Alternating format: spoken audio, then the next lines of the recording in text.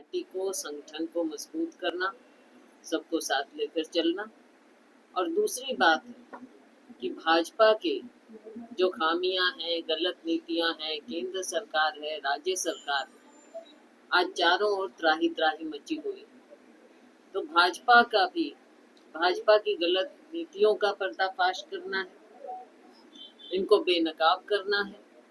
और जो फरीदाबाद में हम देख रहे हैं इतने लंबे अरसे से, जब से भाजपा सरकार आई है, फरीदाबाद की स्थिति बदतर होती जा रही है।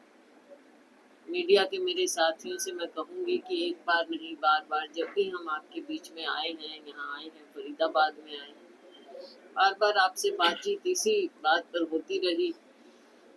चाहे जब मैं प्रदेश अध्यक्ष थी उस समय या उसके बाद, जब भी आए हैं, आप सब ने भी इस बात पर चिंता व्यक्त की है कि जो ये हमारा महानगर है, स्मार्ट सिटी होना चाहिए था।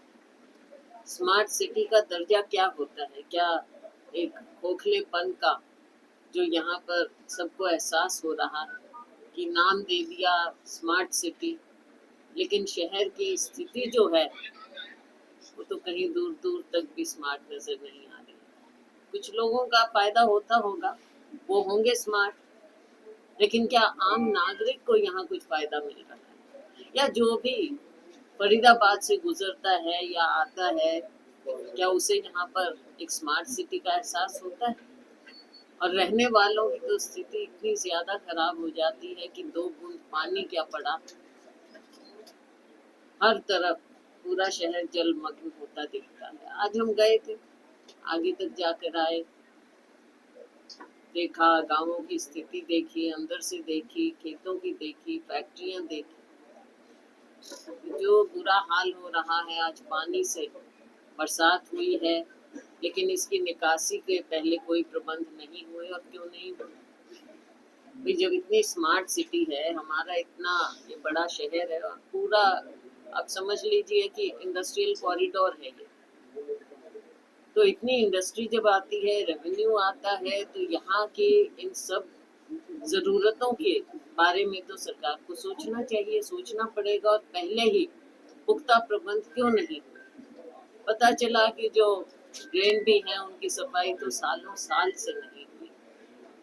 पानी निकलेगा कैसे? अभी से स्टैग्नेंट पानी हो रहा है, बीमारियां फैलने का खतरा होता है। और ऐसे समय में साफ पीने का पानी की भी एक दिक्कत होती है, मच्छरों का बुरा हाल होता है। तो अब क्या क्या करें, क्या क्या आपको बताएं, क्योंकि आप खुद देख रहे हैं। ज्यादा मैं कोई भाषण देने तो नहीं आई हूँ, लेकिन यहाँ के मुद्दे जो हैं उनको तो उजागर करना होगा।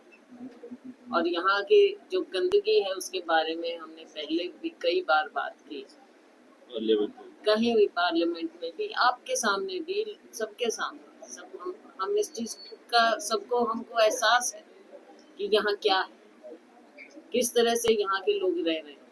नेशनल हाईवे पर उतरो तो दोनों तरफ मलबा ही मलबा दिखता है। क्या नेशनल हाईवे आगे है? कहाँ तक शहर ये सड़क जाती है? देखो, एक और हम इतना सब भगवान को मानते हैं, आगे कहाँ जा रही है ये सड़क? इतने लोग उनका आवागमन है, श्रद्धालुओं का भी है, तो क्या ये देखते हुए जाए? उसके अलावा शहर के अंदर की गंदगी, अब सुना है कि शायद सरकार कुछ हफ्ता भर सफाइयाँ करेगी। तो ये तो, लेकिन स्वच्छ भारत तो कब से नारा है, तो उस नारे का क्या हुआ? अब एक पखवाड़ा, एक हफ्ता क्या करेंगे? क्या फोटो ही खिंचाते रह जाएंगे? तो ये चीजें हैं। असली बात है कि लोगों का सहयोग भी लीजिए, और जो सरकार की और प्रशासन की जिम्मेवारी है वो अपनी जिम्मेवारी से पीछे ना हटे। सफाई हो, पुख्ता इंतजाम हो, गलत काम होते हैं फिर इंक्वायरियां खुलती हैं, लेकिन आम नागरिक की जिंदगी और ये गंदगी जिंदगी का हिस्सा बन चुकी है। उससे कब निजात मिलेगा? क्या उसके बारे में कुछ सीरियसली सोच रही है सरकार और प्रशासन? सब बातें हैं, बहुत सवाल है, नागरिक देख रहे हैं।